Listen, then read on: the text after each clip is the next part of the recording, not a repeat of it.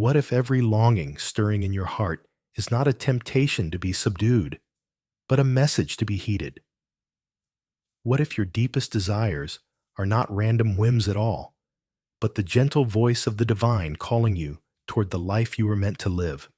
In the silent space between your breaths, a spark is lit, a quiet ember of yearning that illuminates something you truly need or are ready to explore.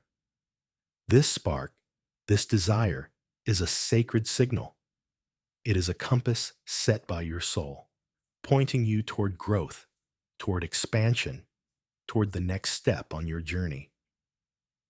Too many of us have been taught to bury our desires. We were told to snuff out our wants as if they were shameful fires, to be content with less, to silence the inner voice that says, "I want more." We learn to fear wanting, to label our yearnings as greedy or sinful. But the truth is that pure longing, the kind that arises from the depths of your spirit, is neither sin nor greed. It is guidance. It is a divine whisper embedded in the language of your longing. It is the universe planting a seed of possibility within you, saying, "This is for you. Move in this direction." When something inside you aches for a fuller life, you are not being selfish. You are being summoned. That glimmer of desire is an invitation from the source of all things, urging you to step forward into a new version of yourself. Consider how a sunflower turns its face toward the sun, not out of rebellion, but instinctual alignment with light. In the same way, your soul turns toward what it desires because it is drawn to the light of growth and transformation that the object of your desire represents. Your wants are like sunbeams illuminating where you need to go next. Desire is holy in this way, for it points to the path of your unfolding. Every dream you hold in your heart comes with a promise.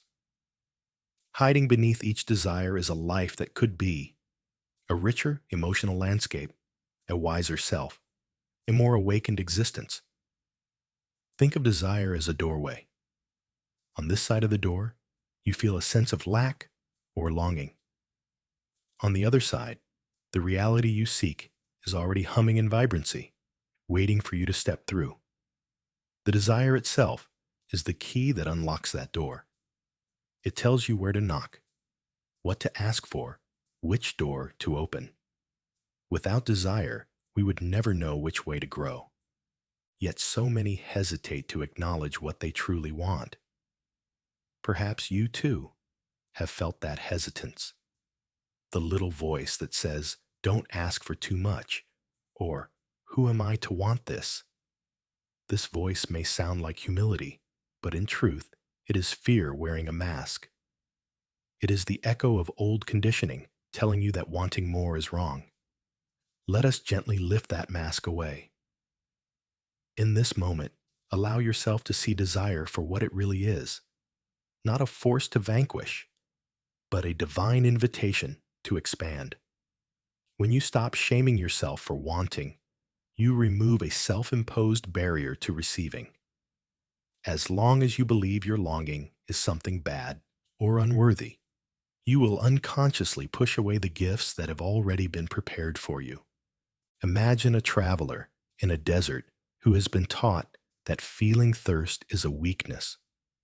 Parched and weary, they convince themselves they should not yearn for water, that a truly spiritual traveler should walk on without complaint.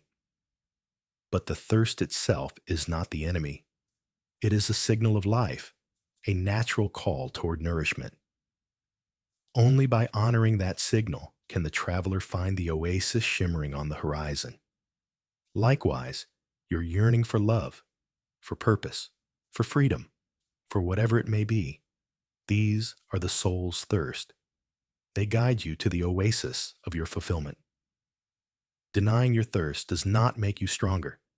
It only leaves you dehydrated of joy and meaning. Desire, in its pure form, is a map of what is possible for you. It points to the territories of experience your soul is ready to explore. Perhaps you desire a loving relationship.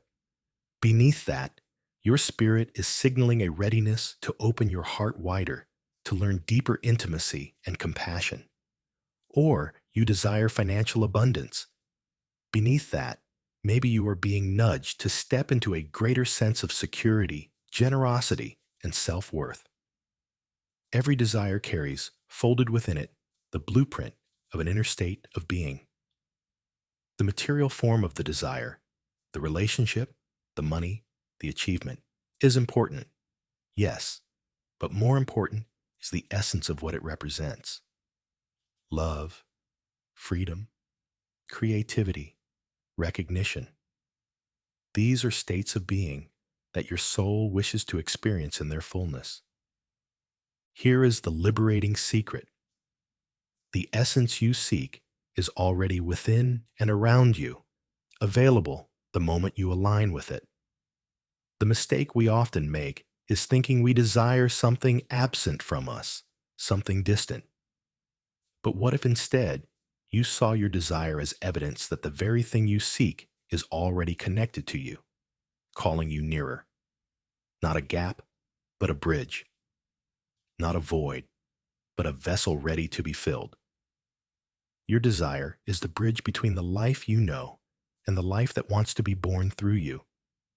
It narrows the distance between who you are and who you can be. It's a beacon guiding you across the expanse. So, what if you trusted that beacon? What if you embraced your desires without apology? Boldly ask for what your heart longs for. The size of your desire does not intimidate the divine. It delights it. The universe has no concept of too much when it comes to the expansion of your soul. A small spark can light a great fire, and a small wish can open into a magnificent destiny. The only limit is the doubt that whispers you should stay small. Release that doubt. There is nothing enlightened about shrinking your dreams. You were not born to barely get by with the least amount of joy. You were born to grow, to reach, to remember the power that moves through you when you dare to say, "Yes, I will allow this desire to lead me." Allow yourself to imagine, even for a moment, that the very longing you hold is a sign of what you are meant to receive. Rather than seeing desire as proof of lack, begin to see it as proof of potential. A seed doesn't complain that it hasn't bloomed. It knows that longing for the sun is part of its path to becoming a flower. In the same way, let your longings motivate you instead of discourage you. Let them draw you upward, like a seed drawn to the light above the soil. As you step into this understanding, notice what begins to shift. The heart that once whispered, "I shouldn't want this," starts to sing, "This is part of me." You start to realize that those wild dreams and secret hopes are not there to taunt you. They are there to transform you. Every desire is a chance to become more of who you truly are. When you answer the call of a genuine desire, you say to the universe, "I am ready to grow. I am ready to receive. I am ready to become the person who can hold this reality." This is the point where asking truly begins, not as begging for some future outcome, but as stepping into alignment with the possibility that already exists. When you want something with your whole heart, you are already beginning to ask for it, even before words cross your lips. That want is a prayer in its own right, a declaration that part of you knows, "This is meant for me." And in the very next breath comes an act of faith, the decision to trust that feeling, to give it permission to guide you forward. So ask. Ask clearly. Ask with reverence for your own sacred longing. Let the universe hear the truth of your desire spoken without shame or hesitation. There is power in simply admitting what you really want, first to yourself and then to the divine. In doing so, you light the match that sets creation into motion. Remember, the longing in your heart is a signal, not a weakness. It signals that the time for a new chapter of your life is approaching. It signals that something beautiful is ready to unfold as soon as you consent to it. Consider this: somewhere in the unseen realm of possibilities, the answer to your heartfelt request already exists, waiting for you to claim it. Your desire would not have arisen if the fulfillment of it were impossible. Like a radio picking up a distant melody, your soul has already begun to sense the music of your answered prayer. Desire attunes you to that station. All that remains is to trust the process of tuning in more fully. Feel the completeness of this journey. The answer you seek is not a distant treasure. It is woven into your being, ready to bloom in the world. You have everything you need within to create and receive the life that calls to you. Your desire is divine in origin. It is the divine knocking at the door of your heart, asking you to let more life in. You do not need to slam that door out of pious fear. Instead, you can open it wide, welcome the possibilities, and step across the threshold into a richer experience that has been prepared for you. The universe is not judging you for what you want. It planted that want within you as a guiding star. Now, with your desires acknowledged and honored, you stand at the dawn of new creation. The next step is to turn that inner spark into a clear ask, to take that signal and transmit it boldly and freely into the field of possibilities. In the chapters to come, we will explore what it means to ask in partnership with the divine, and how every sincere asking is heard and answered.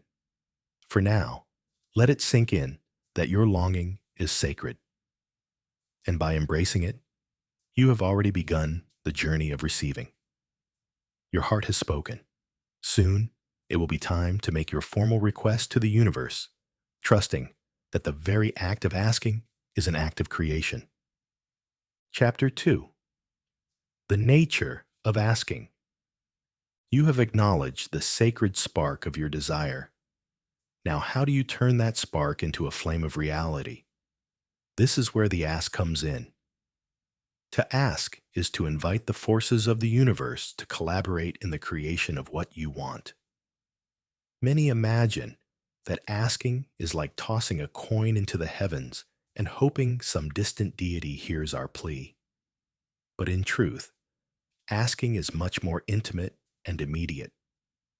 The moment a true desire takes form in your heart and you consciously release it as an intention, something shifts in the fabric of existence. It is as if you have pressed a subtle but unmissable button in the grand control room of the cosmos.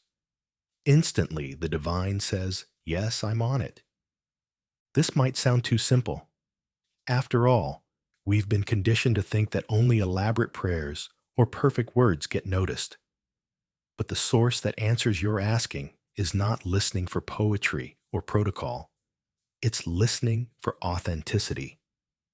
You could speak your request aloud in a ceremonial prayer, or you could simply whisper it in the silence of midnight, or even just feel it wordlessly in your chest. However it is expressed, if it is true and heartfelt, it is heard. Every time. Perhaps you have asked for something only in the privacy of your own mind, never daring to speak it, and yet somehow life answered you anyway. That is the nature of asking in a responsive universe. No sincere request goes unnoticed.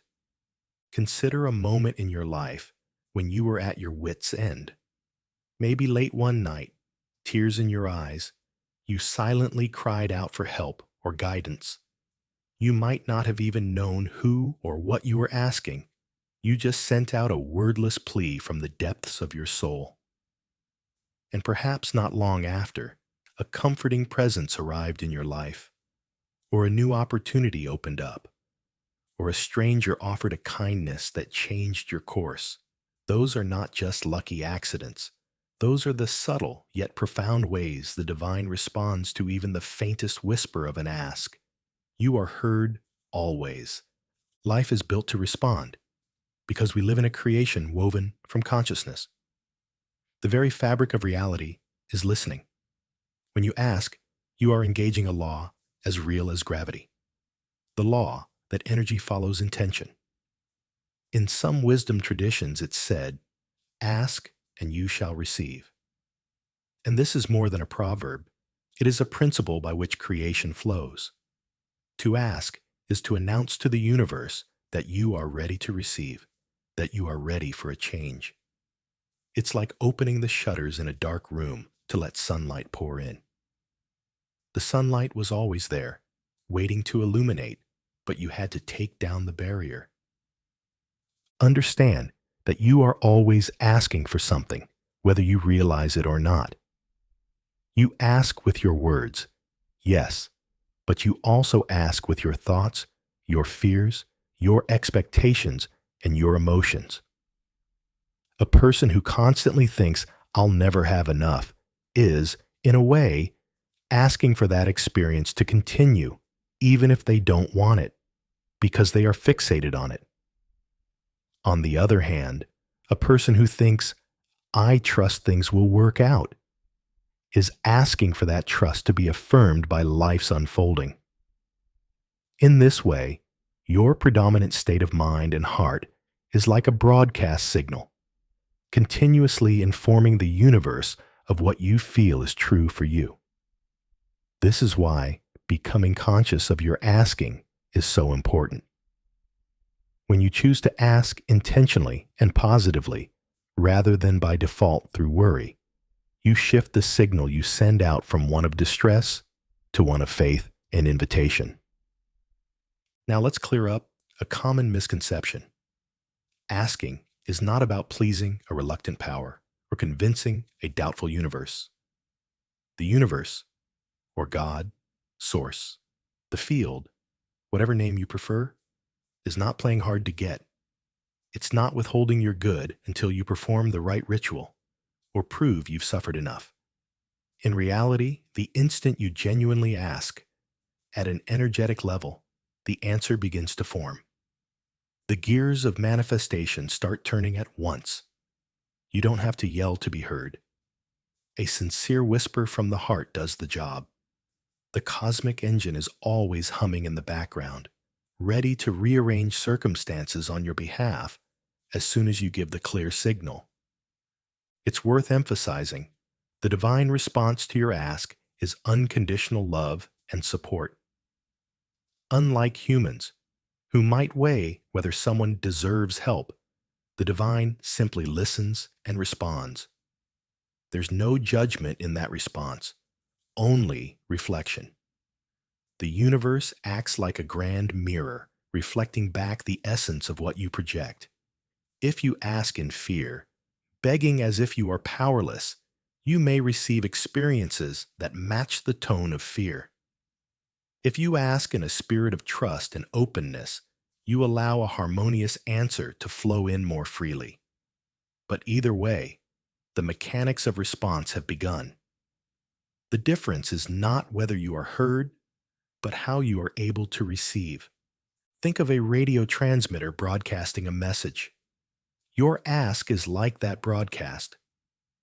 The universe receives it loud and clear because it is attuned to you. In fact, it is not separate from you. You and the source are intimately connected, like a wave and the ocean. So when you send out a signal of longing or intention, the ocean of existence feels it immediately. There's no delay in the hearing. Where delays can occur is in the manifesting. And those delays have more to do with us learning to tune our receiver than any hesitation from the universe's side. Imagine placing an order at a cafe. You ask the barista for your favorite drink. You trust that as soon as the request is made, the process of fulfilling it begins behind the counter, even if you can't see it. You don't usually keep asking over and over every second. You know it's being prepared. In the same way, when you ask the divine for something, the preparation of the answer starts at once, behind the veils of physical reality. We might not see the coffee being brewed in the kitchen of the cosmos, but that doesn't mean nothing is happening. A lot is happening. Ingredients of your destiny are mixing. Timing is being arranged. Pathways are being cleared. However, if you place your order and then immediately start doubting the staff, or if you walk away before the drink is done, you might miss what was coming. Similarly, if you ask and then fall into despair or impatience, you might not be paying attention when the universe is trying to hand you the cup. The point here is, your job is to ask and then remain open and attentive. Trust that the divine heard you the first time. You can certainly ask again whenever you need to clarify or strengthen your intention, but ask from a place of confidence, not panic. There is no need to beg or badger the heavens. A clear, trusting ask has far more power than 1,000 repetitions steeped in fear. Perhaps you worry that you haven't earned the right to ask for what you want. Many of us carry that hesitation. But here is a liberating truth. You do not need to earn the universe's attention. You already have it. You had it the moment you were born, and indeed long before. The divine hears you because you are a part of it, a beloved fragment of the great whole. When you ask, it is essentially the universe asking through you. For the desires placed in your heart are often the way life longs to express itself next in your unique story. So there is no question of deserving to be heard. You are heard because you exist, because you are an expression of the divine experiencing itself. Every genuine ask is like a prayer sung by your soul, and the universe loves the sound of it. Think of how a parent hears a baby's cry.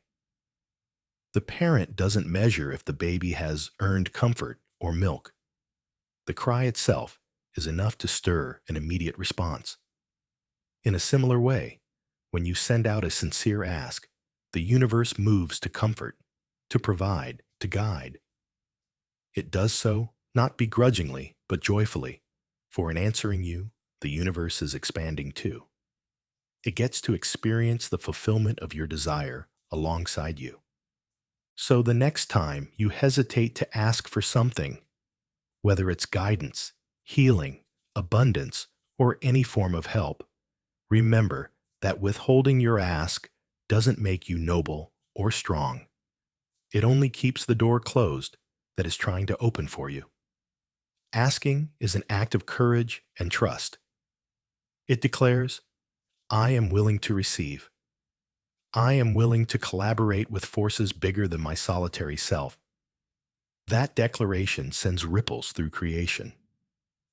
Now, an important question arises.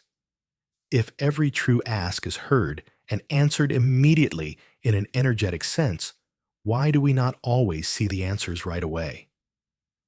Why do we sometimes feel like our prayers fell on deaf ears? The answer to that will unfold in the coming chapters. But know this now. It is never because you were ignored or unworthy. The source that responds to you does so without delay and without judgment. If there is a gap between your asking and the answer you perceive, it is not because the universe is withholding.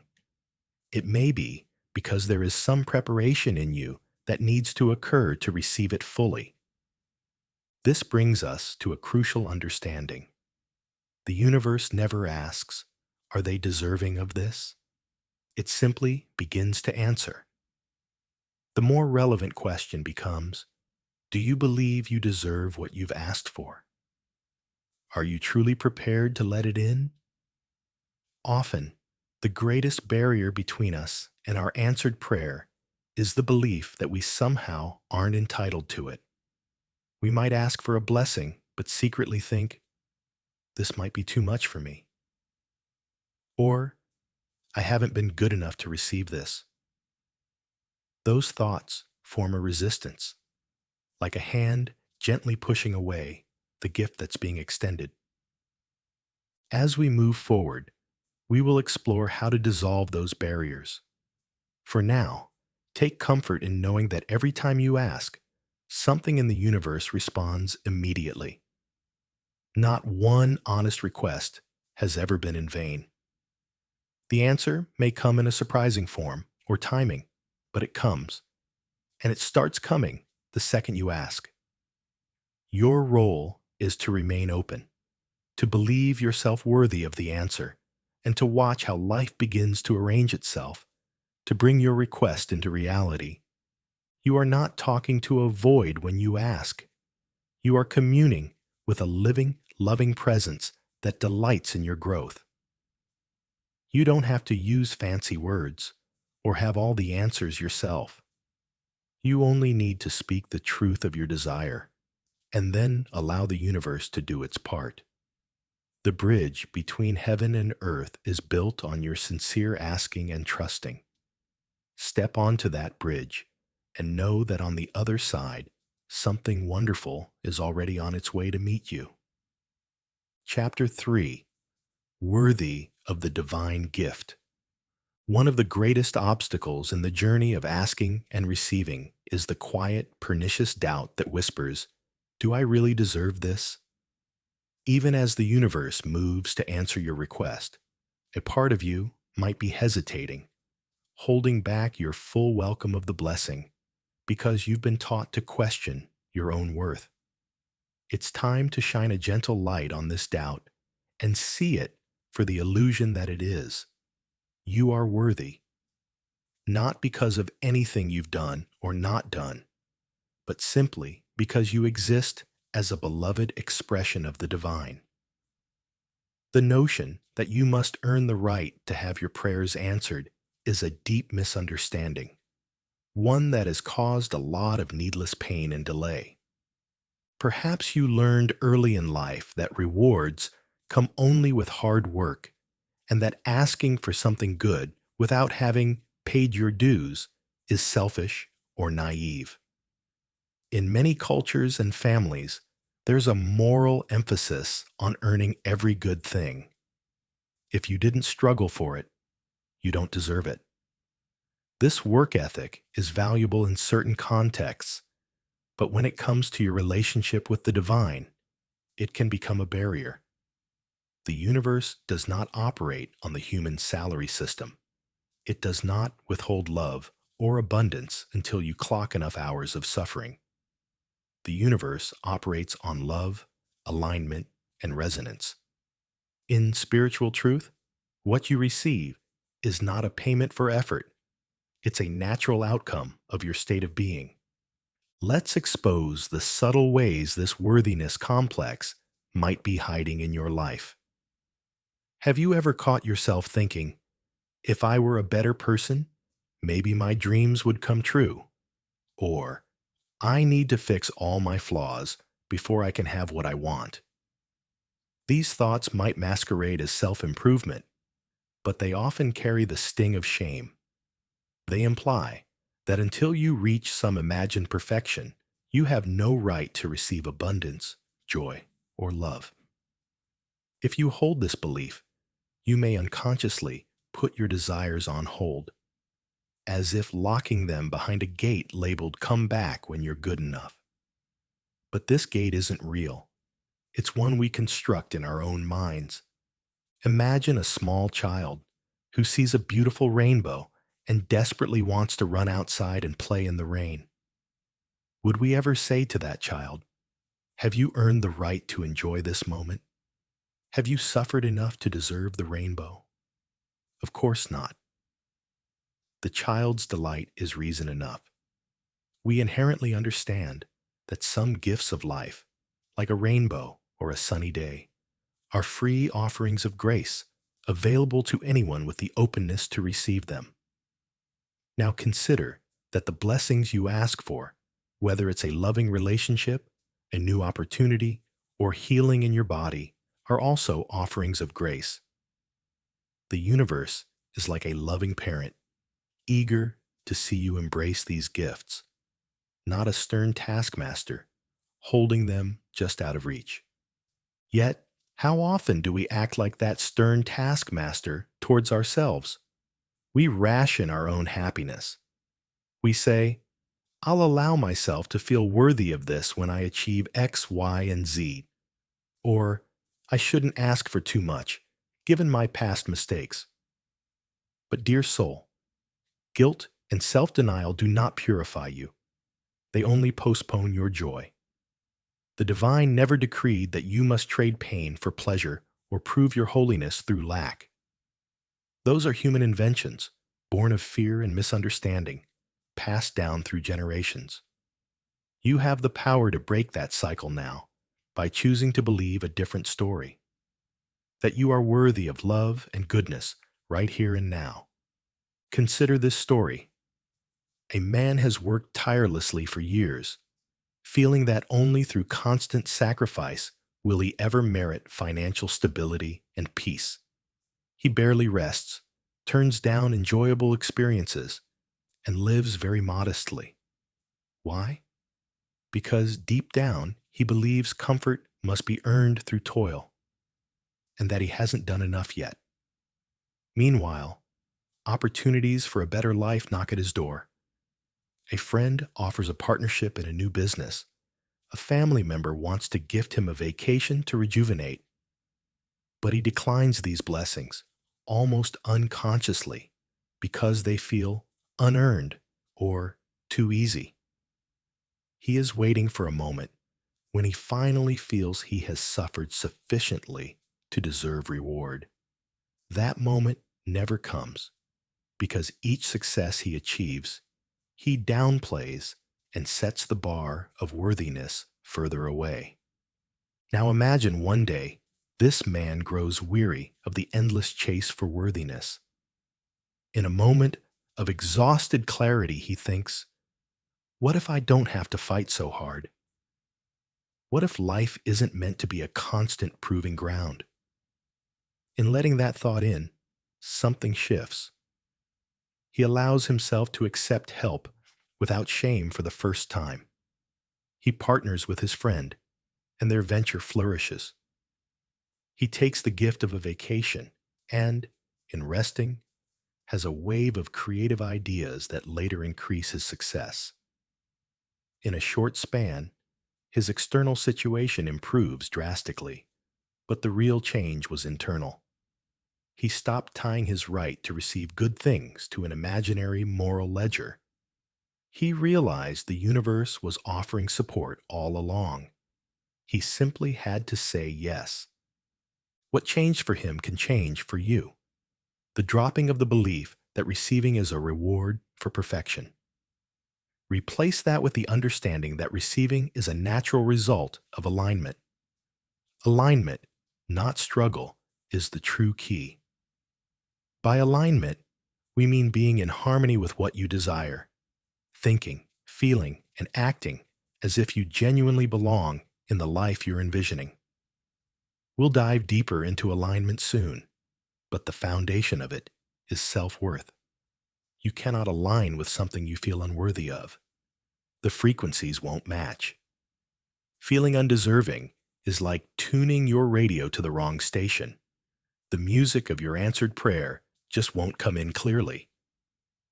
Let's take another example on a more emotional level.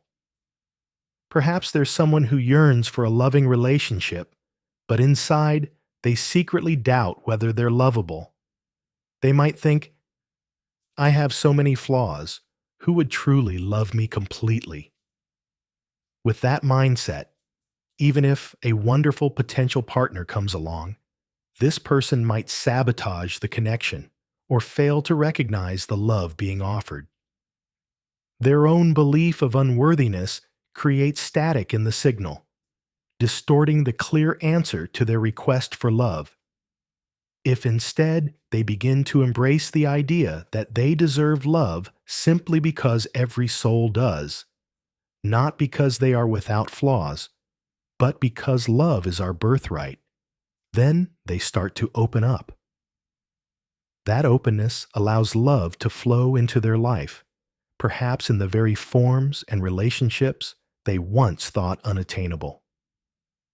The universe doesn't measure your deservingness by tallying your mistakes or virtues. It responds to your beliefs about yourself.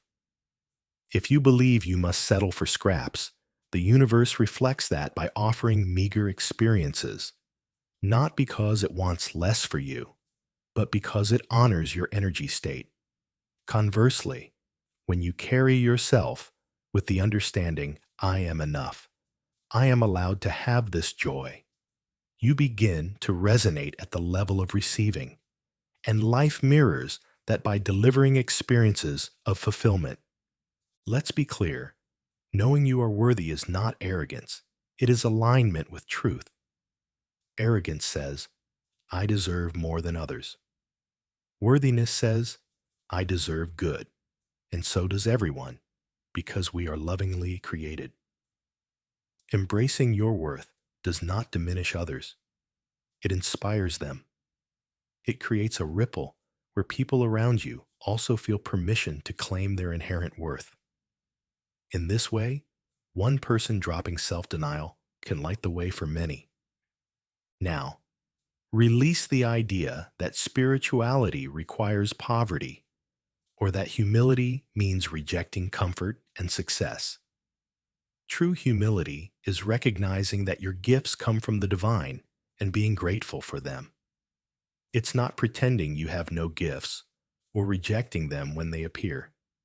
In fact, what greater humility is there than to accept what your Creator freely gives you with gratitude?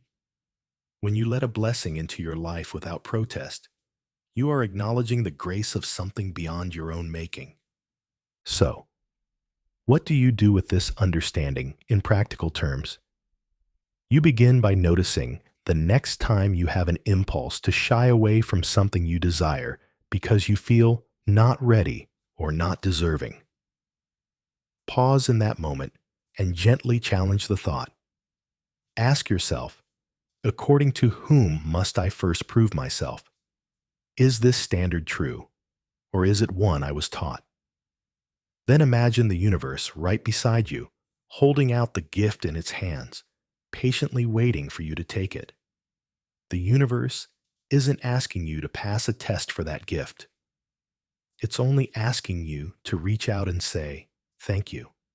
I'll receive this now.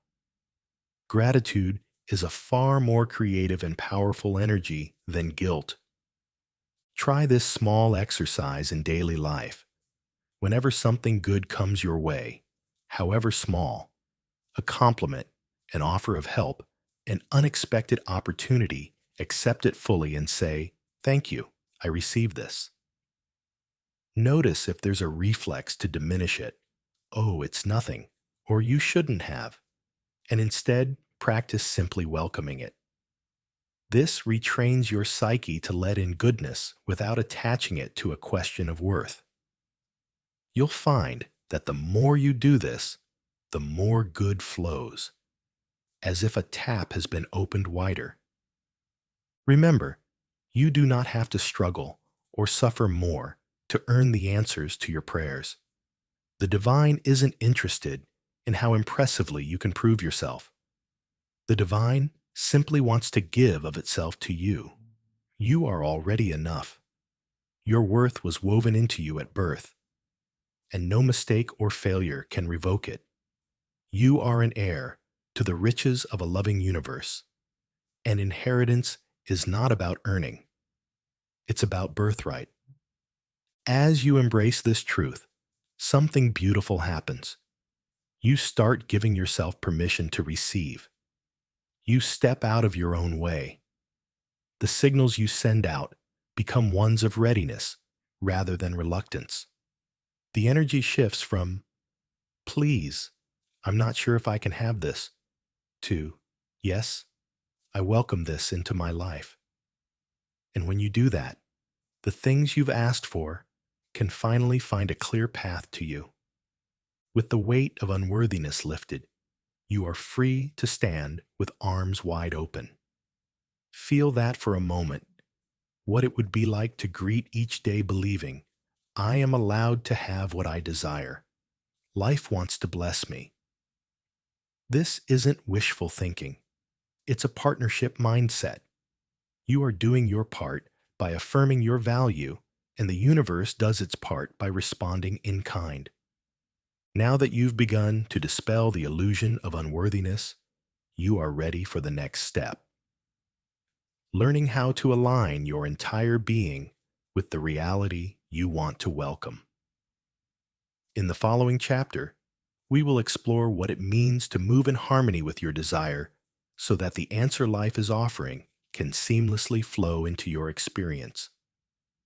But none of that alignment would fully click without first accepting that you are worthy of what you seek.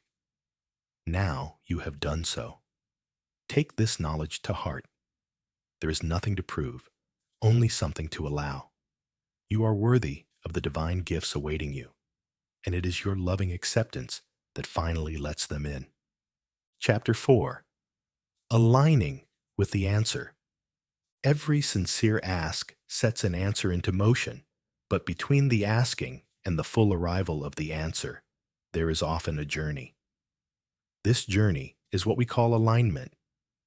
Alignment means bringing your whole being into harmony with the reality you've asked for. It's about closing the gap between your desire and its fulfillment by adjusting your mindset, emotions, and actions to match the world you're inviting in. If desire is the seed and asking plants it in the ground, alignment is tending the soil, watering the earth, and positioning the seedling to receive sunlight. Without alignment, the seed may remain dormant, even though it's destined to blossom. There is a sacred pause that sometimes follows the act of asking. In that pause, nothing might seem to be happening on the surface. You might wonder, I've asked, so where is my answer? But consider this. When you sow a seed, you don't see the sprout the next morning. Yet under the soil, the seed is swelling, roots are reaching out, and life is preparing to emerge. Similarly, once you ask, the answer often begins in the unseen realm. During this time, the universe is arranging the conditions for your request, and it's also gently prompting you to arrange yourself to receive. This phase is not a denial, it's a dialogue. Life is asking you in return, are you ready to become the kind of person who can hold this fulfillment? Alignment is the process of becoming ready. It's an active waiting, where you shift from hoping for your desire to manifest someday to living as if it's on its way now. This doesn't mean pretending or lying to yourself. It means caring for your life and yourself in anticipation of what you know is coming. Think of it like preparing a guest room in your home. If you knew a dear friend was arriving soon to stay with you, you would prepare the space, clean the sheets, make everything welcoming. You wouldn't leave the house in disarray and then be surprised when the friend feels unwelcome. In the same way, aligning with your desired outcome is about preparing the space in your life for it to land softly. What does misalignment look like? Imagine someone who deeply wants a new job opportunity. They've asked the universe for a career that fulfills them, but each day they wake up dreading work and saying to themselves, nothing will ever change. I'm stuck. They resist updating their resume or networking because they're convinced it's hopeless. In their heart, they've asked for change, but in their daily energy, they are living out the story that change isn't coming. They pray for a new door to open, but they keep their eyes shut tight out of fear and doubt. This is a state of internal contradiction. The ask is for a positive change, but the alignment is with stagnation. Now contrast that with another person who has made a similar request for a better career. She asks with clarity for a fulfilling job, and then each day she takes small steps as if that job is approaching. She might take a night class to learn new skills, or start dressing a bit sharper because she envisions going to inspiring interviews, or simply wakes up and affirms, I welcome new opportunities today. Even if she still has her old job for now, her attitude and actions begin to align with the belief that something new is coming. She carries herself as someone who is ready. This alignment doesn't guarantee the job appears overnight, but it creates fertile conditions for that desired outcome to recognize her and be recognized by her when it arrives. She doesn't just hope for change, she lives in a way that invites it. Alignment often requires releasing inner contradictions. You can't be asking for a loving relationship while at the same time telling yourself every day that you're unlovable or that all relationships fail. Well, you can, but the result is a stalemate. The universe is sending potential partners your way, but a part of you might be pushing them aside because internally you're not in tune with what you asked for. In such a case, alignment might mean doing the inner work to foster self-love and hope, so that when love knocks, you actually open the door. It's essential to understand that the universe never withholds your manifestation to punish you or test you. There is no arbitrary delay from the divine side. If there is a delay, it is only because the pathway to you isn't clear yet. Maybe it's cluttered with old beliefs, fears, or conflicting intentions. Alignment is the process of clearing that pathway. It's like tuning a radio. The station of your answered prayer is already broadcasting. But if you're slightly off frequency, all you get is static. When you fine-tune your dial, your thoughts, feelings, and actions, you suddenly catch the music clearly. Sometimes alignment calls for patience, but not the passive kind of patience where you just sit and wait glumly. It's an engaged patience, much like a gardener tending to a garden. You weed out doubt, you water with positive expectation, and you make sure nothing is choking the young sprouts of your desire. Sprouts like hope, excitement, and faith. When you participate in this way, waiting doesn't feel empty or endless. It feels purposeful. You start noticing signs of growth. Perhaps you haven't met the love of your life yet, but you realize your heart is more open than it was last year. That's a sign of alignment happening. Or the dream job hasn't come, but you find yourself developing a skill or passion that will make you excel at that job when it arrives. Another sign of alignment. Let's return to that sacred pause after asking. It can be a vulnerable time. Doubt loves to creep in then, whispering, see, nothing is happening. But doubt only tells one side of the story, usually the visible side. If you focus only on what your eyes can see right now, you might indeed feel discouraged. Alignment asks you to focus also on what your heart can sense. Your heart, when quiet and trusting, can sense that shifts are underway, like feeling the change in air before rain arrives. One powerful shift in perspective is to see this pause not as empty time, but as a mirror. The period between asking and receiving will often reflect back to you all the inner blocks that still need healing or adjusting. This is a gift, though it may not always feel like it. For example, After asking, you might notice yourself becoming aware of how impatient or fearful you are. That awareness is the mirror showing you, here is what could be cleaned up to align more fully. Perhaps you realize you have a lingering belief like, things never work out for me. Seeing that is not a failure, it's progress.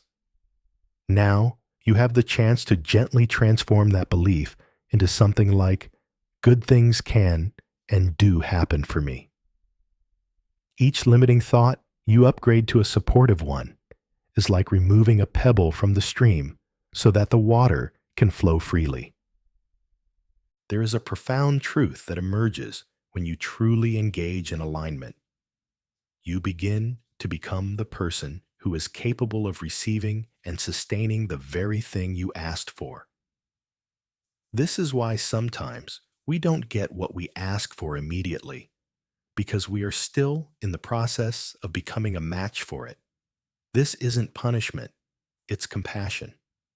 It would not be kind for the universe to hand us something we're not prepared to hold. If a child asks to drive a car, a wise parent doesn't grant that request instantly. The parent instead helps the child grow until they are tall enough, trained enough, and mature enough to handle driving. In the interim, the child might feel frustrated, but the preparation is part of the answer to the ask. Similarly, when you ask for something big, say a major life purpose or a significant increase in abundance, part of the answer is life giving you experiences that develop you into the person who can gracefully handle that gift. Rather than viewing this growth period as an obstacle, what if you embraced it as an essential part of the fulfillment? Every step you take in aligning is actually part of the answer coming into being. The journey and the destination start to merge. The moment you asked, the destination, the answer, was created in the realm of spirit. Through alignment, you are building the road in the physical world to reach that destination. Every time you catch a negative thought and choose a hopeful one instead, you lay another brick on that road. Every time you take an action that is consistent with your goal, even a small one, like organizing your finances if you're manifesting abundance, or taking a walk if you're manifesting health, you straighten and pave the path a little more. It can be enlightening to ask yourself some reflective questions during this process. If I truly believed my prayer was answered and on its way, how would I behave today? What choices would I make right now from that state of trust? By actively doing what you would do if you knew your desire was certainly coming, you speed up your alignment. You essentially declare, through your actions, I'm not just asking for this, I'm preparing for it. That declaration carries immense power. Perhaps you've heard the anecdote of two farmers praying for rain during a drought. Both pray fervently for their fields to receive water. But one farmer, after praying, goes out and begins plowing and planting seeds, preparing his fields for the rain he believes will come. The other farmer, after praying, sits and waits, too paralyzed by doubt to work his dry fields. When the rain finally comes, guess who benefits the most? The one who prepared. That farmer wasn't foolish or wasting effort. He was aligning with the answer he trusted would arrive. Aligning with your desire works in much the same way. It's the difference between passively wishing and actively living in a way that anticipates fulfillment. As you align, remember that the universe responds to your sustained state, not just momentary bursts of hope. If you meditate in the morning on your intention, but spend the rest of the day feeling defeated, it's like lighting a candle and then promptly blowing it out. Be gentle with yourself. No one is perfectly positive 100% of the time. The key is to notice when you've drifted off alignment into negativity or resignation, and then calmly guide yourself back to trust and purpose. Over time, those periods of misalignment become shorter, and you recover more quickly because you'll have evidence from past manifestations that things do work out when you stay on course. Alignment asks for consistency more than perfection. It's okay to have doubts or bad days. Just don't unpack your whole camp there. Keep gravitating back to the mindset of possibility. Celebrate the small victories along the way, a shift in your attitude, a sign or synchronicity that indicates movement. These are confirmations that your alignment is increasing. Finally, consider that aligning with your desired reality is ultimately about respect. Respecting your own creation enough to show up for it. If you've asked for something wonderful, treat that request with the respect it deserves by being willing to grow toward it. Life sees that commitment and echoes it back to you. When you step toward your dream steps toward you. Now that we have explored the inner work of alignment, the stage is set to talk about living that alignment in real time, essentially embodying the reality you seek. In the next chapter, we'll delve into how acting as if and carrying yourself in the energy of the answered prayer can further magnetize your desire into physical form. Alignment begins in the mind and heart. Embodiment brings it into how you move through the world. Step by step, you are closing the gap, and the divine response is drawing ever nearer to manifesting in your life. Chapter 5. Embodying your desire. Alignment in thought and feeling naturally leads to the next step, embodiment. To embody your desire means to live, breathe, and act as though the outcome you seek is not just a future possibility, but a present reality taking shape through you. It's about letting the energy of what you want permeate your daily life, guiding your choices and behaviors. If alignment is the inner adjustment, embodiment is the outer expression. This is where you move from preparation into demonstration. You begin to demonstrate your faith in the unseen by the way you carry yourself and design your world. Embodying your desire is not about putting on a fake show or lying to yourself. It's about genuinely stepping into the version of you who has received the answer and allowing that version to start making decisions now. You don't have to have the new job yet to start behaving like the dedicated, passionate professional you envision yourself to be in that role. You don't have to meet your soulmate yet to start living with an open heart and a loving spirit each day. By embodying, you are essentially saying to the universe, I am not merely asking for this, I am becoming this. And that is a powerful declaration. Consider someone who has asked for greater confidence and success in their career. Before any external promotion or opportunity has arrived, they might decide to embody that success in small but meaningful ways. They begin to dress in a way that reflects self-respect and professionalism, even if their current job is less than ideal. They organize their workspace and their schedule as if they are already entrusted with greater responsibility. They start speaking up in meetings with the assumption that their voice carries value. These are all signals, not just to the universe, but to their own subconscious, that they are ready to live the success they desire. This shift in behavior often leads to tangible changes. Colleagues start responding differently. New opportunities are noticed. And when that promotion or new job does appear, this person steps into it with a sense of familiarity because in their mind, they've been living it in advance.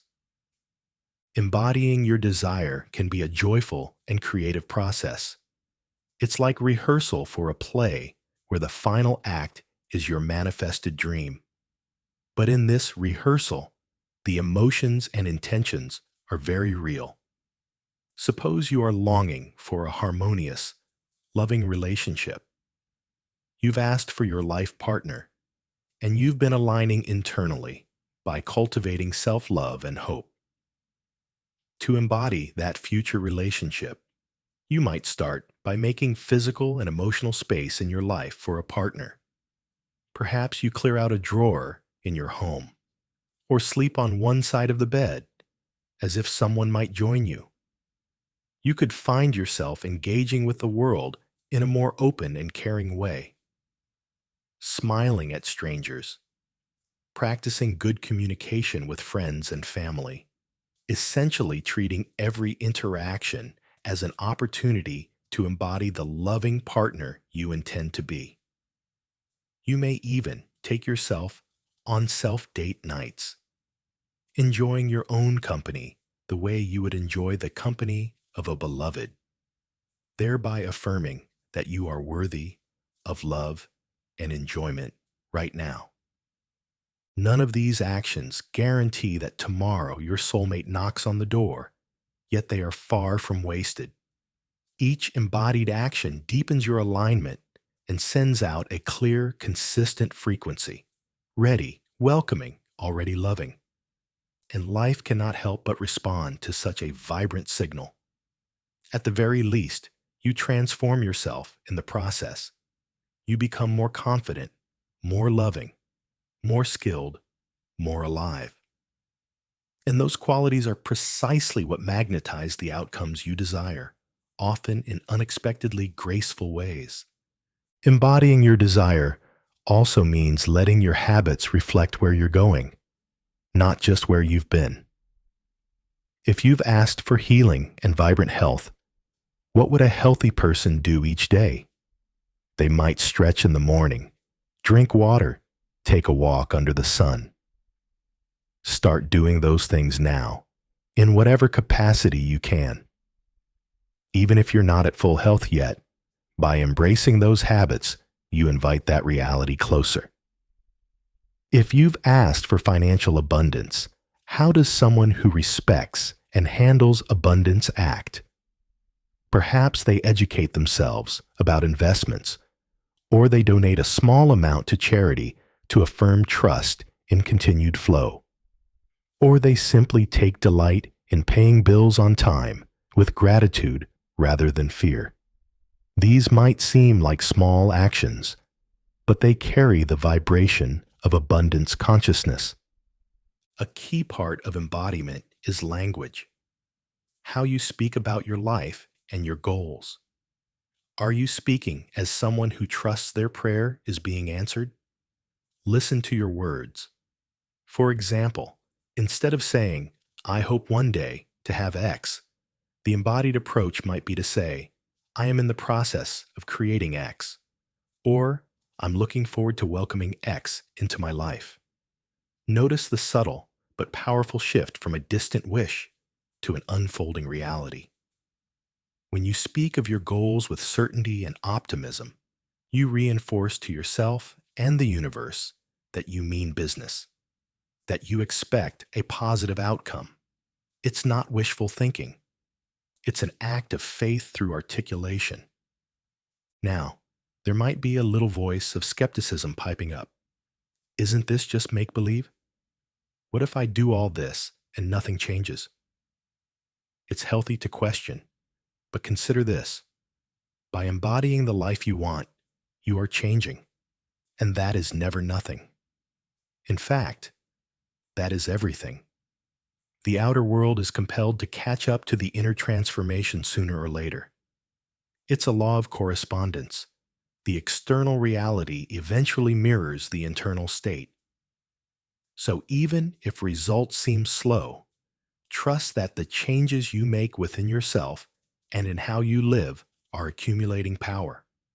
They are sending out ripples that will eventually manifest as waves in your physical experience.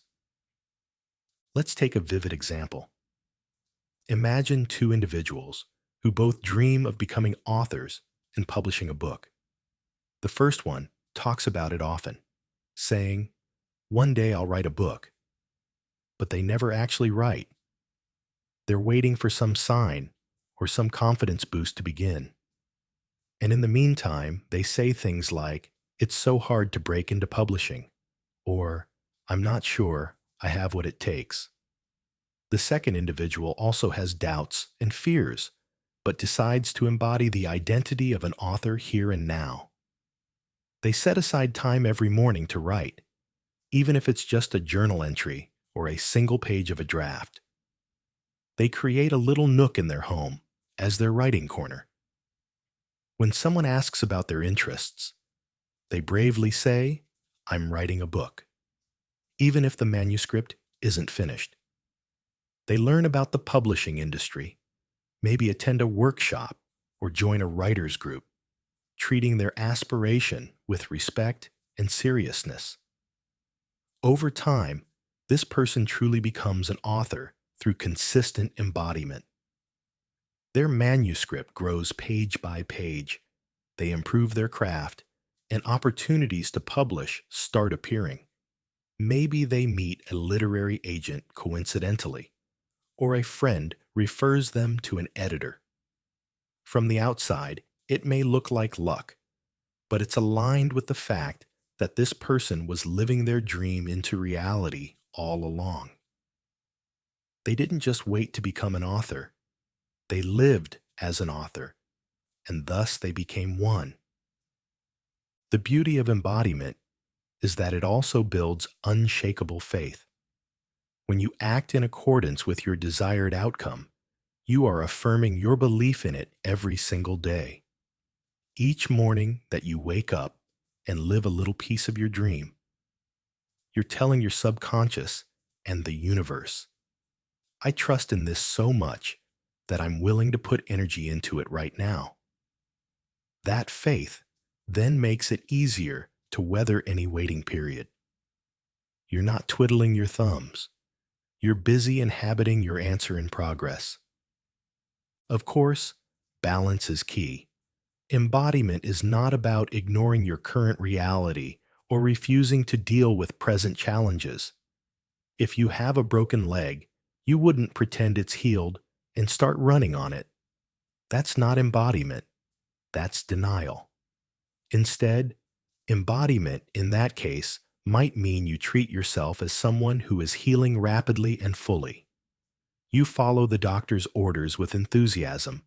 You visualize yourself walking strong.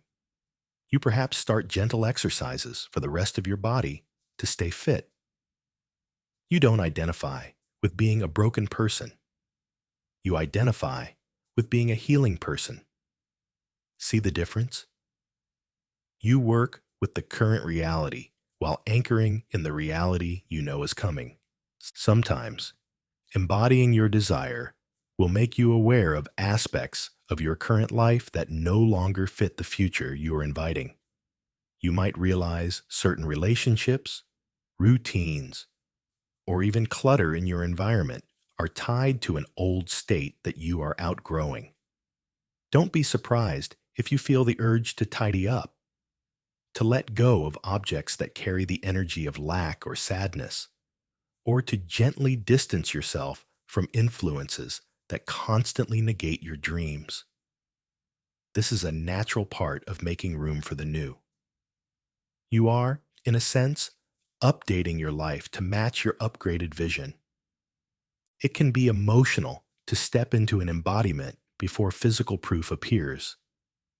There may be days when you wonder, who am I to act as if my dream is coming true? What if I'm wrong? But here's a compassionate perspective. Even if somehow the exact thing you envision didn't arrive, and life may have its own brilliant variation in store, you still gain so much by the practice of embodiment. You gain confidence, skills, peace, and personal growth. You become a fuller version of yourself. In that sense, embodiment ensures that regardless of external outcomes, you have already begun living a richer life. You might find that by embodying the qualities of what you seek, you also become less fixated on the form it must take. For instance, by living as a loving, joyful person now, you might find love comes into your life in numerous forms. Not only romantic, but also deeper friendships, better family connections, and self-love. By living as if you are abundant and secure, you may find that opportunities for both income and meaningful work arise. Perhaps not exactly as you pictured, but fulfilling the core of what you wanted. The divine response to your embodiment can be delightfully surprising and creative, meeting the true essence of your desire sometimes in ways your mind didn't predict. As you fully embody the answer you seek, you'll likely notice a shift in how you feel daily, a sense of empowerment and calm replacing the anxiety of waiting. You are no longer a petitioner hoping for a change. You are an active participant in the change itself. This state of living the answer in advance is often the final clearing of the path for the answer to arrive in tangible form. Now, even with such proactive living, you may encounter moments where results still seem invisible. You might wonder if your efforts are working when, to your eyes, nothing has changed yet. This is where understanding the subtle, unseen workings of the universe becomes vital. Just because you do not yet see the outcomes doesn't mean your embodiment and alignment aren't having an effect. In the next chapter, we will explore the mysterious ways in which answers can arrive, disguised as silence or as changes we didn't immediately recognize. By appreciating the unseen answers, you will bolster your faith during the final stretch of manifestation. For now, take heart in this truth. Every day you live in the spirit of your answered prayer. You are knitting that reality into the fabric of now. You are, in essence, summoning the future into the present.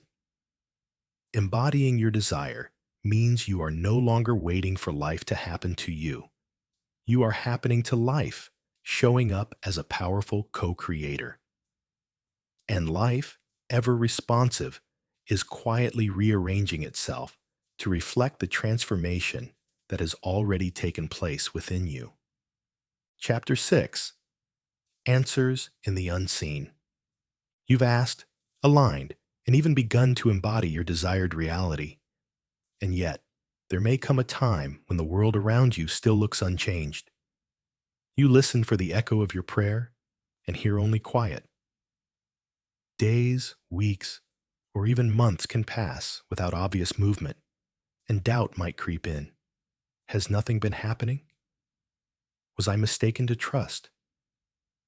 In these moments, it is vital to remember that some of the most profound answers arrive first in the unseen, before they manifest in the seen.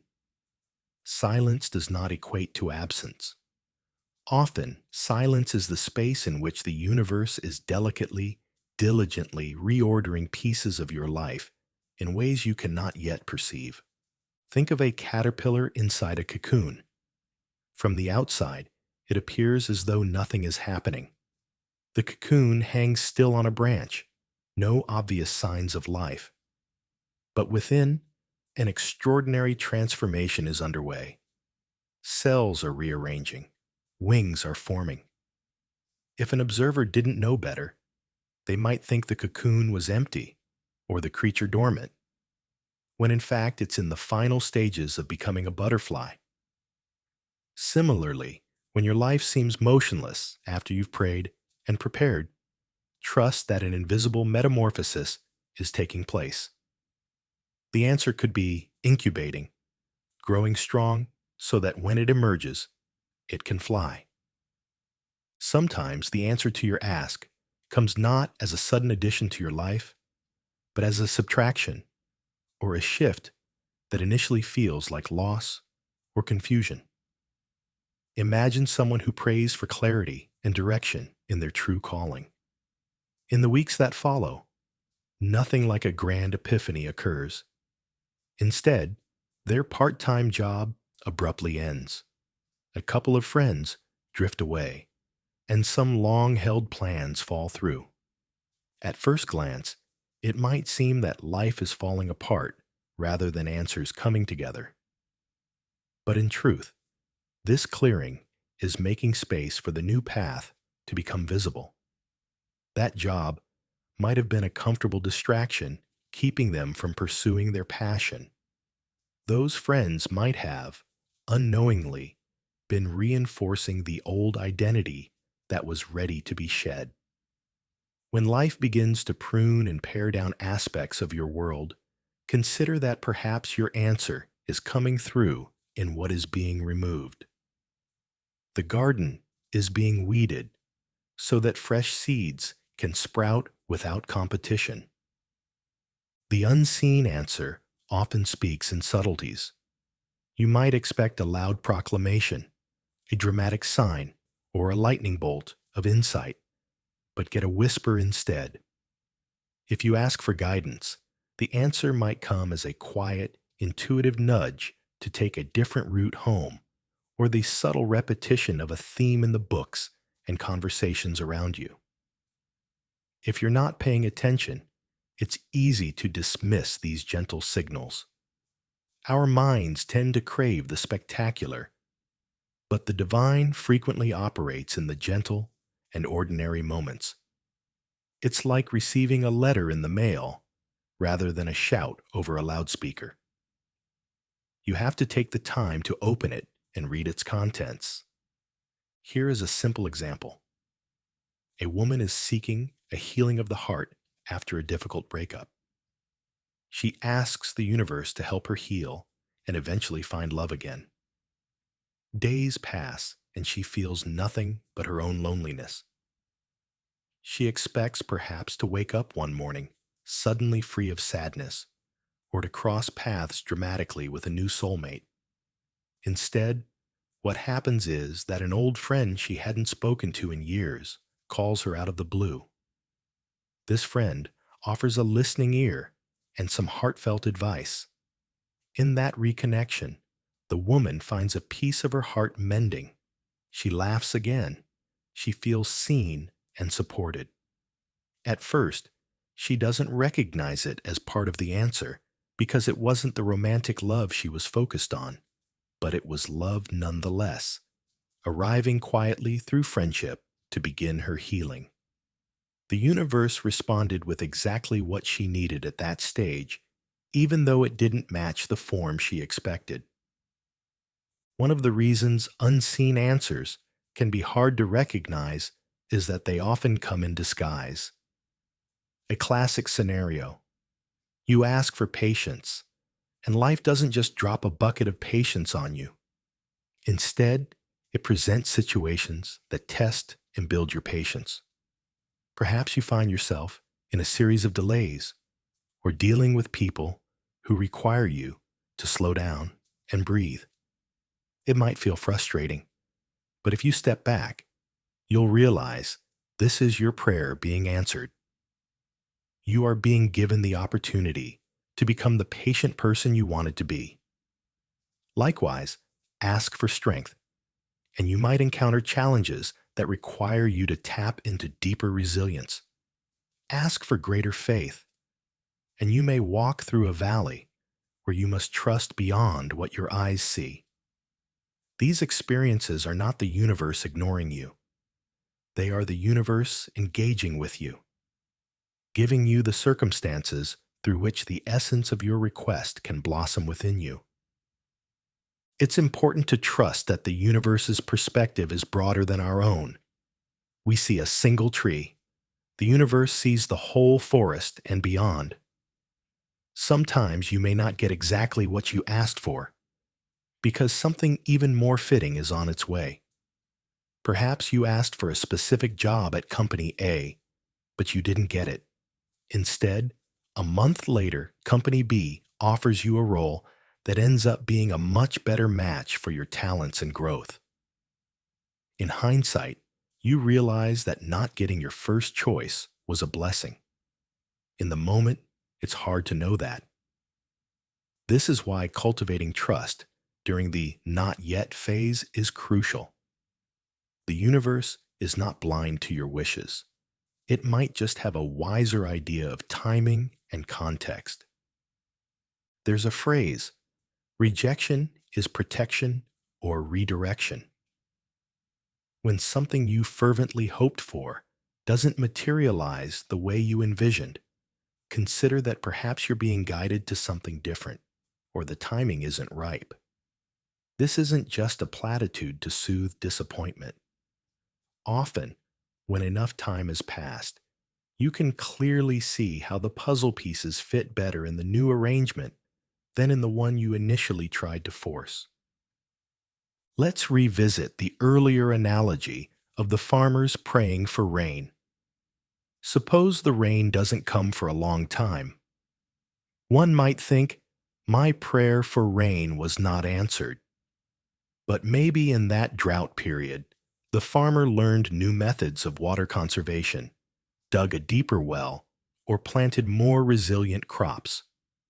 Those adaptations could later save the farm from a bigger disaster. Then when the rain finally arrives, they are far better prepared to thrive.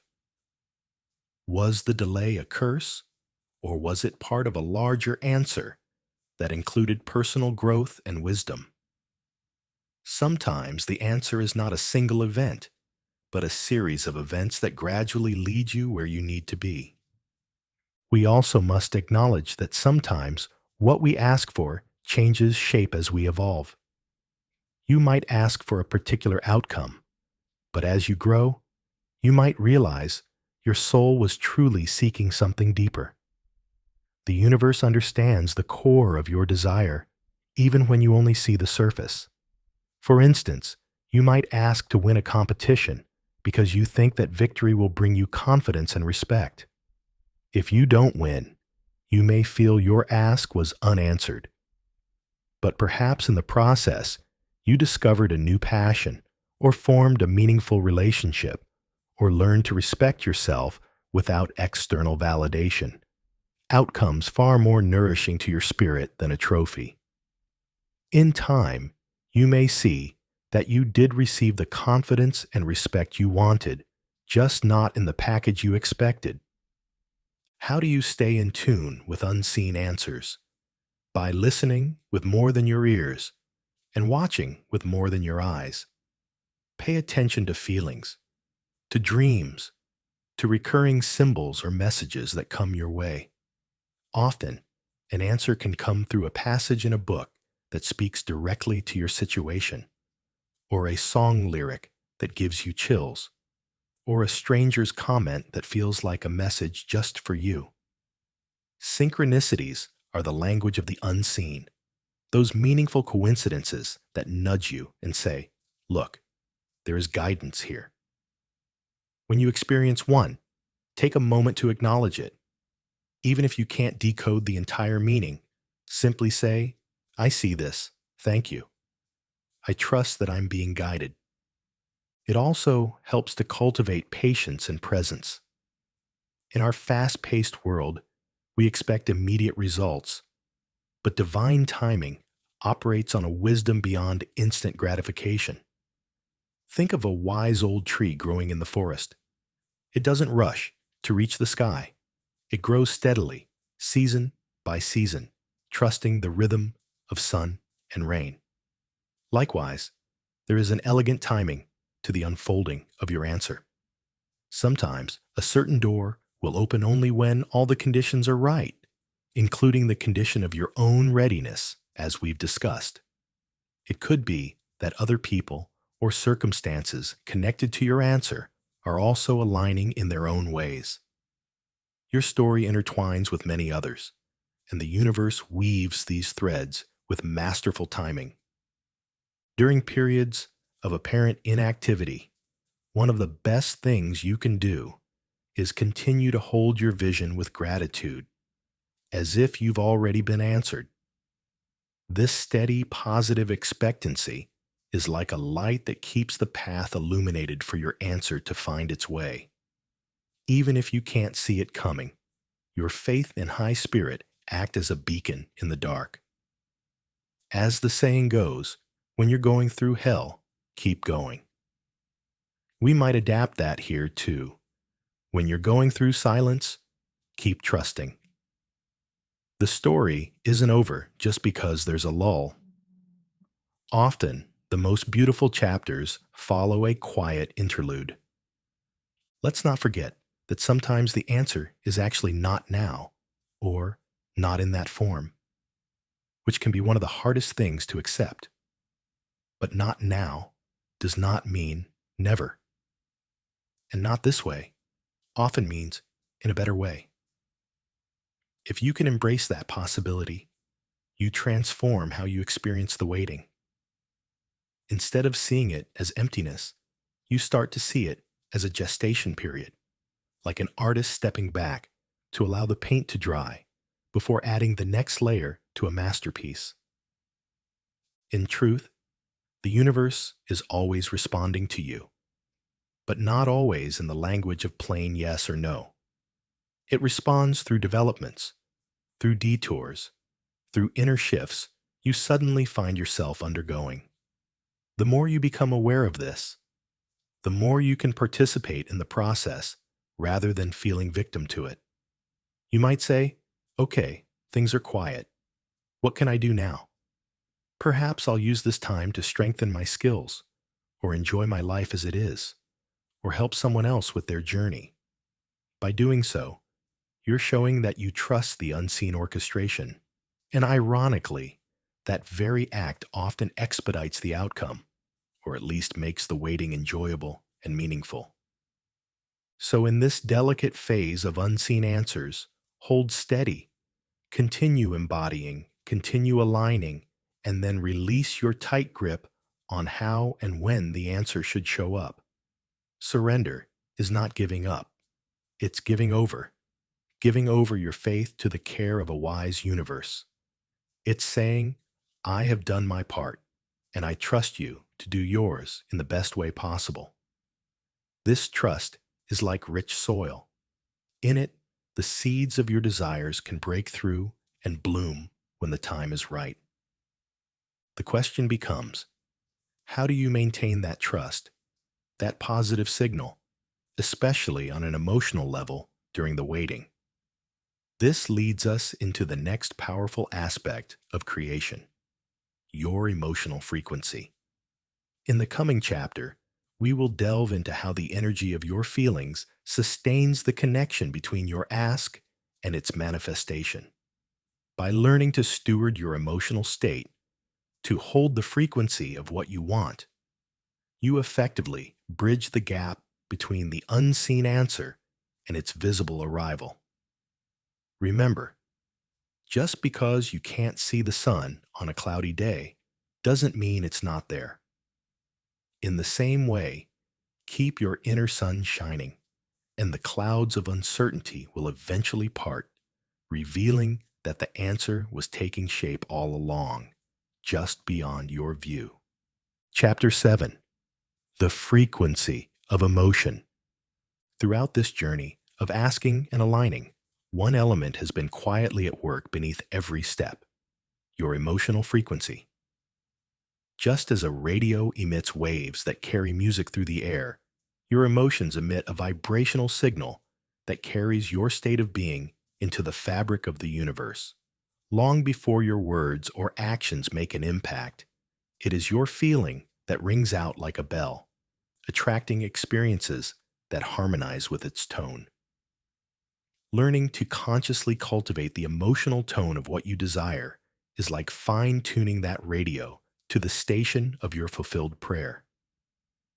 Every emotion you experience, love, joy, gratitude, fear, doubt, anger, is energy in motion, a frequency radiating from you.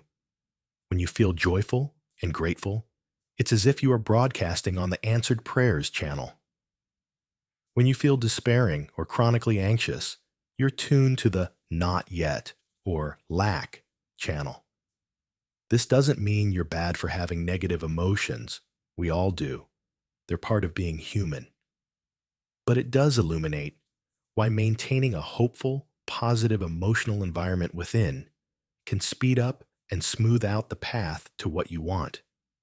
Consider two gardeners planting the same kind of seeds in two separate gardens.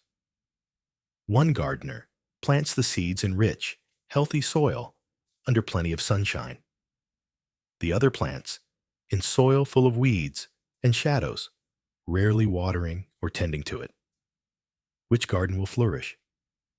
Your emotional state is like that soil and climate for the seeds of your desire. Emotions such as optimism, excitement, and gratitude provide fertile ground, a warm sun, and gentle rain for those seeds to grow. Emotions like constant worry, bitterness, or hopelessness are akin to poor soil and drought. They don't kill the seed. Nothing can truly kill a sincere desire that has been launched, but they certainly slow its growth and can twist its path.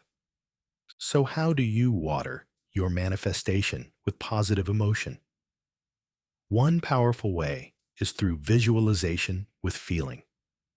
This is not simply daydreaming. It's a deliberate practice of conjuring the feeling of your wish fulfilled. For example, if you've asked for financial freedom, don't just picture the number in your bank account. Imagine the relief and happiness you would feel waking up in the morning, knowing all your needs are met. Feel that lightness in your chest, the smile that would naturally come. Let that emotion flood you now, even if external circumstances haven't changed yet. In doing so, you are generating the very frequency that matches abundance. You begin to live in the emotional reality of prosperity, and the outer reality will, in time, align with that inner truth. Emotions are a sort of language between you and the universe. It's often said that the universe doesn't speak English or Spanish or any human language. It speaks vibration. Your job is to communicate your desires in the language the universe understands. How? By feeling them as if they are real. When you manage to genuinely feel love or success or peace ahead of the physical evidence, you are essentially saying to the universe, "This is my truth." The universe, which acts as a grand mirror, responds by reflecting that truth back to you in the form of people, opportunities, and events that sustain those feelings. Let's use a scenario to ground this.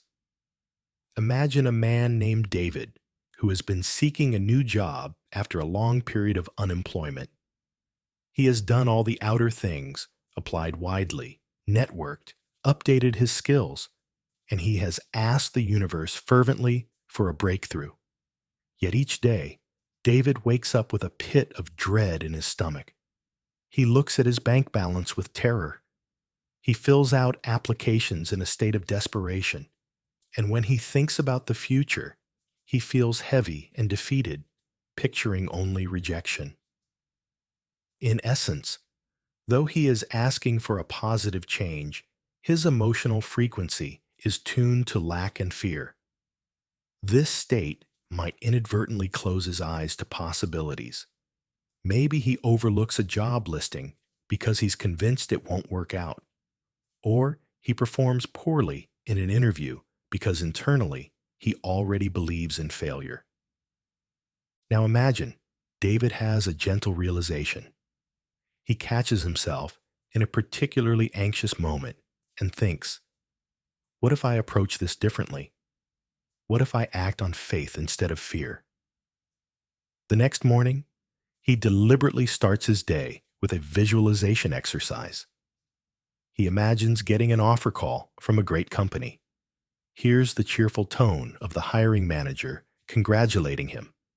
And most importantly, he basks in the feeling of relief, pride, and gratitude as if it's happening. He even writes a journal entry as though it's his first day at the new job, describing how good it feels to have meaningful work again.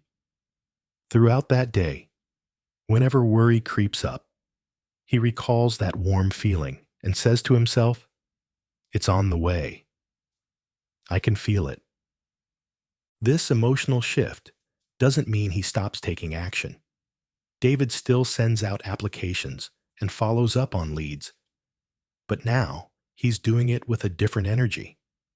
He walks into interviews with quiet confidence, even with a hint of joy, as if he carries a happy secret. Within a short time, something interesting happens. He starts getting responses. A company that had been silent calls him back. Another opportunity arises from an old contact unexpectedly. In one interview, the panel is so drawn to his optimistic demeanor, an oasis in a sea of stressed candidates, that they choose him, saying his attitude is exactly what the team needs. David lands a job that not only pays the bills, but is genuinely exciting to him.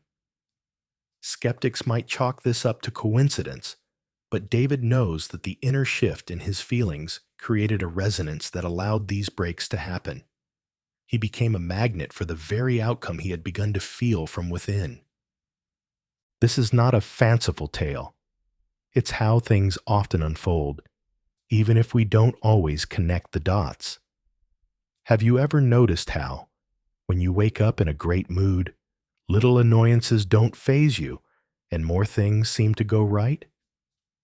Or when you're in a sour mood, the day just seems to compound your frustrations? That's the feedback of emotional frequency in action. Now, it's important to clarify. Honoring your emotional frequency doesn't mean you should deny or repress genuine feelings. If you're grieving or angry, stuffing it down and slapping a fake smile is not what we're suggesting. That, too, creates resistance. Instead, allow all emotions to be felt and acknowledged. They carry messages and lessons. But also recognize that you have the power to shift your emotional state when you're ready, like changing the station on a radio. You don't have to stay on the channel of sadness or anger forever. Through practices like meditation, breathing exercises, movement, creative expression, or simply remembering things that make you laugh or feel grateful, you can gently turn the dial toward a better feeling. A useful practice is the art of gratitude in advance.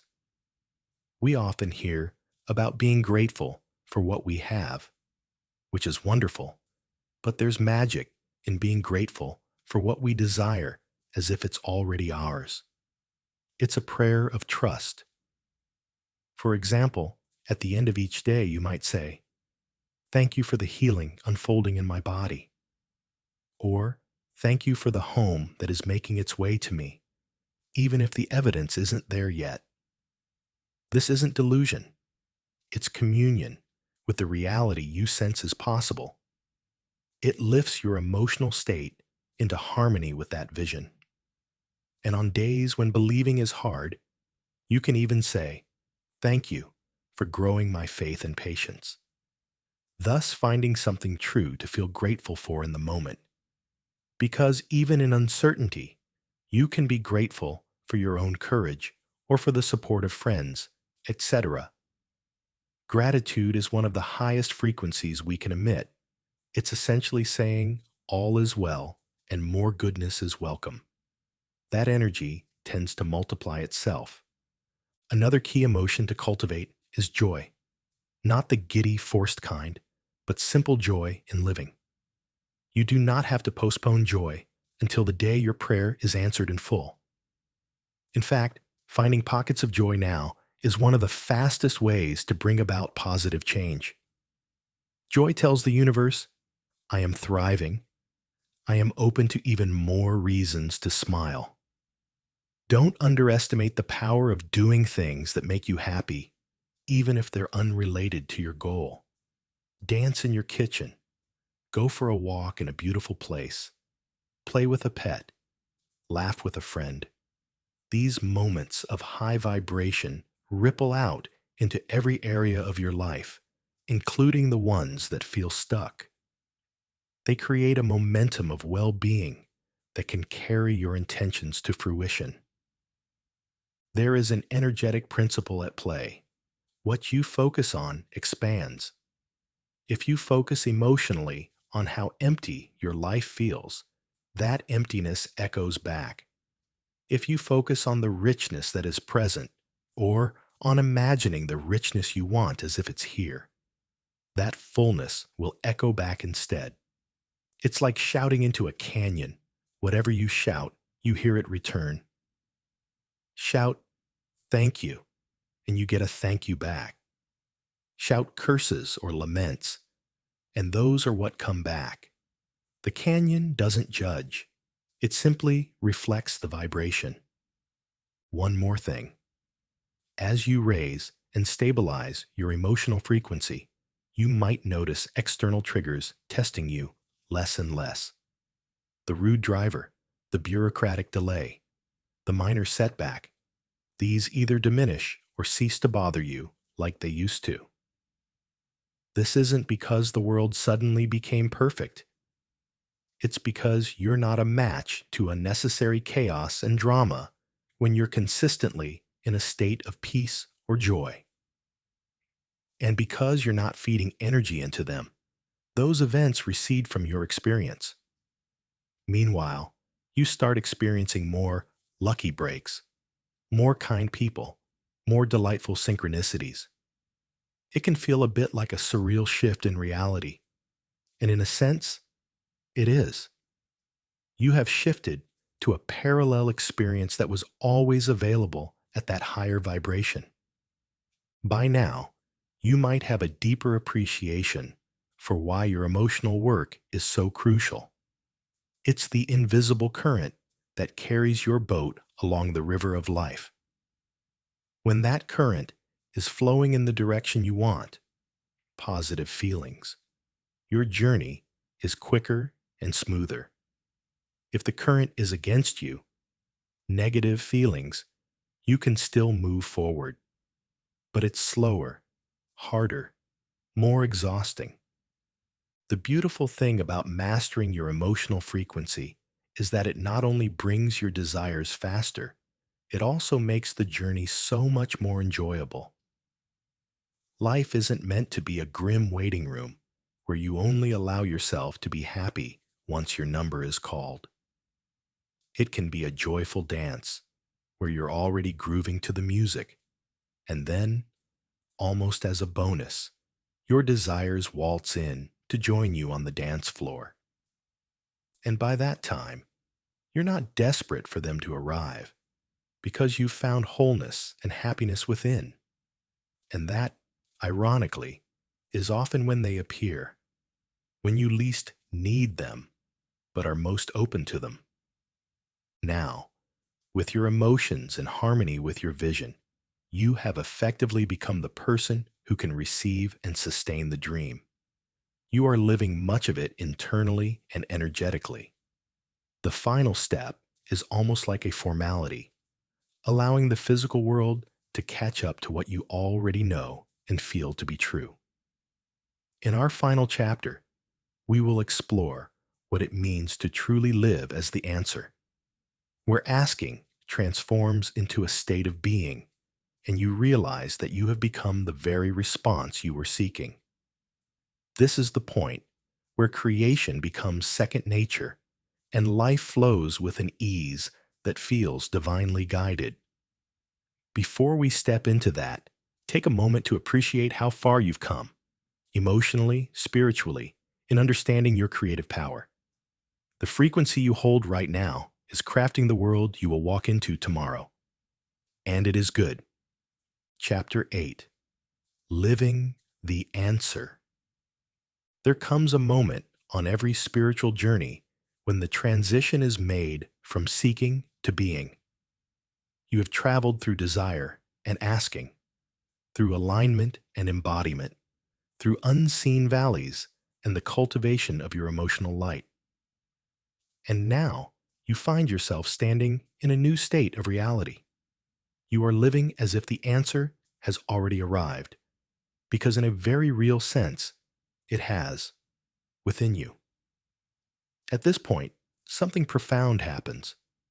The constant yearning and repeated asking give way to a deep, quiet knowing.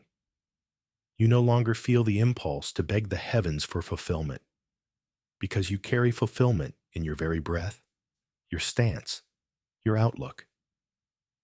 You have become the living match of what you once desired, and so the distinction between wanting and having dissolves. This is not a metaphor or a mind trick. It is a tangible shift in your consciousness. Think back to the earlier chapters. You recognized your desire as divine. You asked and felt heard. You released unworthiness, aligned your life, embodied your dream, trusted the unseen, and harmonized your emotions. In doing all of this, you weren't merely waiting for an outcome. You were quietly transforming into the version of yourself who naturally experiences that outcome. So when the outer manifestation finally clicks into place, and it will, as inevitably as day follows night, it might feel almost unsurprising, as if a puzzle piece simply fell into alignment. Of course, you might say, this makes sense, because I've already been living in this reality inside. There is a gentle familiarity to your answered prayer, not because it's boring or anticlimactic, but because you have consciously tuned yourself to it for so long. Living the answer means you wake up each day not in longing, but in gratitude. You move through your hours as the person you once dreamed of becoming. If you had asked for confidence, you find yourself naturally speaking and acting with self-assurance. If you had asked for love, you find your life filled with affection. And importantly, you notice how much love radiates from you as well. If you had asked for freedom, you discover that your choices and mindset have already set you free, even before any paperwork or external change occurred. The external circumstances catch up, the promotion comes, the relationship blossoms, the healing manifests. Yet by the time they do, they feel like a natural extension of a reality that was already here.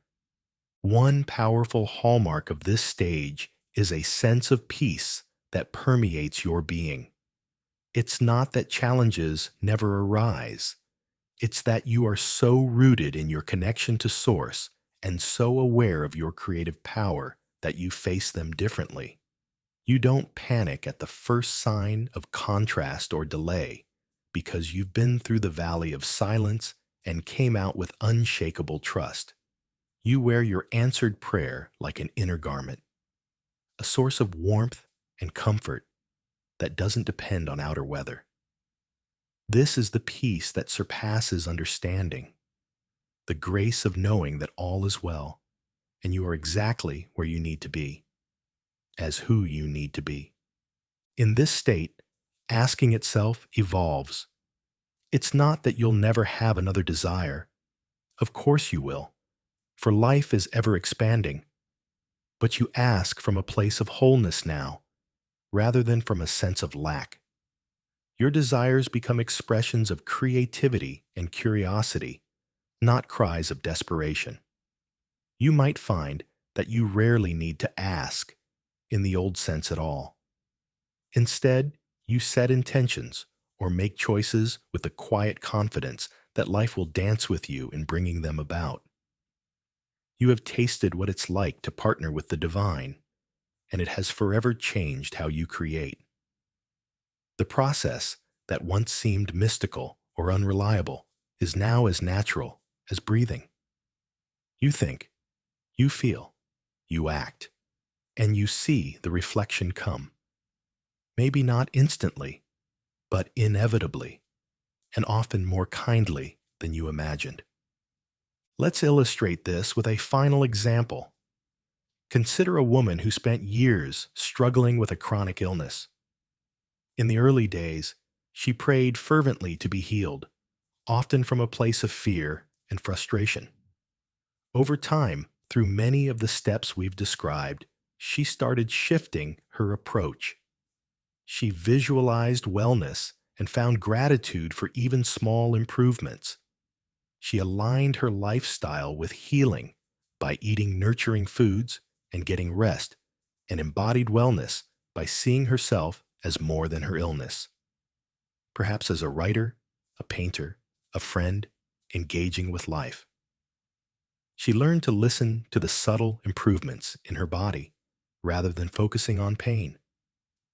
One day, she realizes she hasn't thought of herself as sick in quite a while. She has been living as someone who values health and joy, regardless of limitations. And then, maybe gradually, or maybe in a sudden turn, her tests come back clear. The symptoms fade. She is, in fact, healed. There's celebration, tears of joy, yes. But deep down, she nods with a knowing smile. She became whole internally before the disease vanished externally. And that inner wholeness was the true triumph. When you live the answer, you also become a beacon for others. Your life itself starts to whisper to those around you, look what is possible. You too have this power.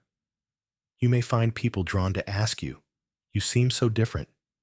What's your secret to being so happy or successful or at peace? And you might smile and share some wisdom, but mostly your being is the answer. The compassion in your eyes, the ease in your step, the authentic joy in your laughter, these are living proof of the journey you've made. You no longer need to convince anyone of spiritual principles. You are the evidence. This state is not an ending, but a new beginning at a higher octave. Life will continue, and new desires will spark. They are the engine of creation, after all. But now, you navigate them with a kind of mastery and playfulness. You might imagine the universe winking at you, as if to say, you get it now, don't you? Let's create together consciously. Future asking becomes more like placing an order with certainty. And even if challenges come, you face them as adventures rather than punishing trials.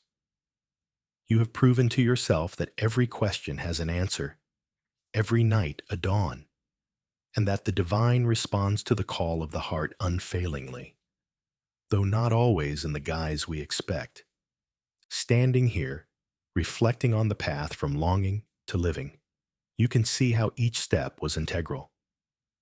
The initial desire was the spark that lit your path. The asking was you reaching out your hand. The worthiness was realizing you deserved to hold what was reaching back. The alignment was turning yourself into a vessel ready to receive. The embodiment was you starting to live in the way of fulfillment, and the unseen answers taught you trust and patience.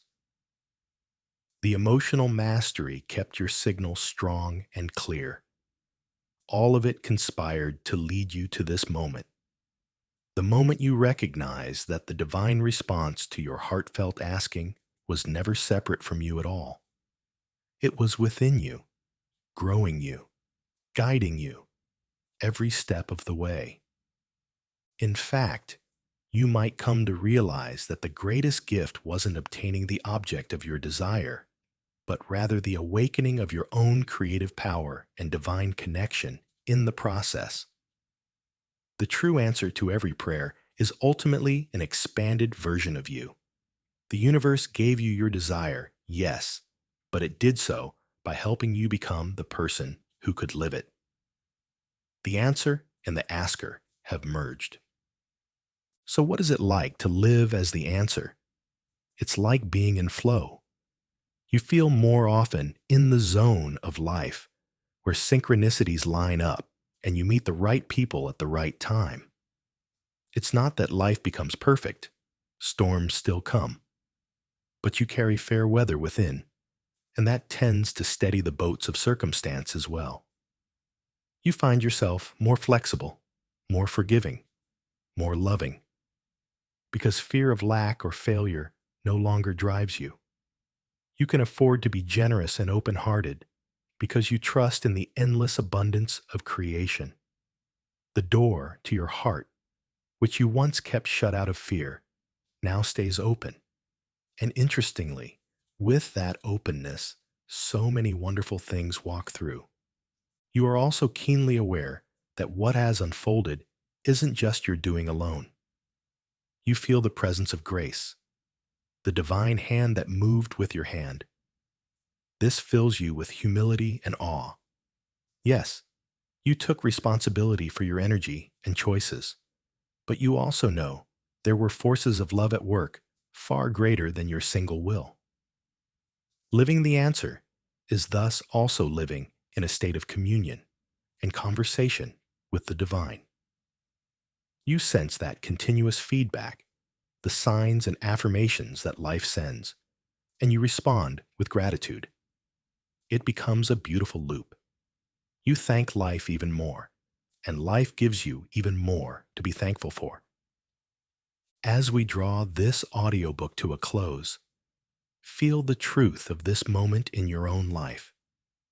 You wouldn't have listened this far if there wasn't some part of you already resonating with this journey, some desire in you ready to be acknowledged, some answer ready to be received. That resonance itself is proof that you are on the path of transformation. Trust it. Embrace it. Know that whatever you have asked for, the answer is already finding its way to you and through you. In fact, with every breath, every positive choice, every uplifted thought, you are the divine response in motion. From here on, you get to live with a sort of secret smile, the knowing that you are never again truly powerless or alone. At any moment, you can tune into Source, clarify your heart's desire, align with it, feel it, and watch miracles unfold. Some might call it magic, but you know it's simply how the universe works with a willing co-creator. Feel the completeness of this journey. The answer you seek is not a distant treasure. It is woven into your being, ready to bloom in the world. You have everything you need within to create and receive the life that calls to you. When desire sparks, you will welcome it as a sacred signal. When you ask, you will do so with confidence. When you move forward, it will be with the grace of knowing you are worthy and supported. And when you encounter the quiet pauses, you'll recognize them as the universe gently drawing breath, preparing the next miracle. You are living the answer, dear one. Step forward and embrace the life that is unfolding for you. In your willingness to grow and believe, you have unlocked the doors that once seemed closed. Walk through them now, heart open, eyes bright. See the world with the wonder of someone who knows that creation is alive and responsive. And whenever you feel called, dare to dream anew, because the divine is listening within you. Your life, from this point, is not a question mark. It is a radiant answer to the prayer of your own existence. In living the answer, you become the light you were seeking, the fulfillment you were awaiting, and the love you thought was separate. You realize, perhaps with a joyful tear in your eye, that you are and always have been the divine response.